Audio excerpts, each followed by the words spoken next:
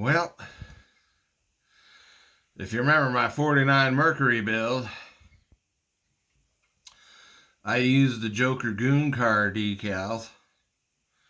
And then I also painted the Joker figure that came with that specific issue. And he's painted in neon, reactive, black light, reactive, and glow-in-the-dark paints. And I just noticed when I was, if you look close at his feet, stupid thing will focus, but no.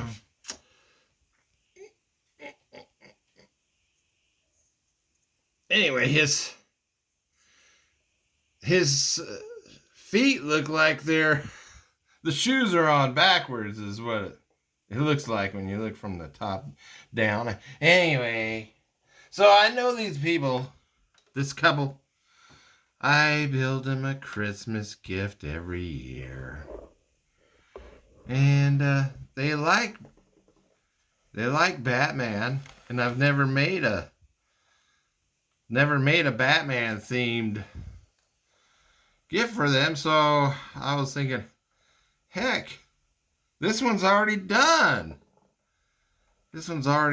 So I'm ahead of the game a little, at least with one gift.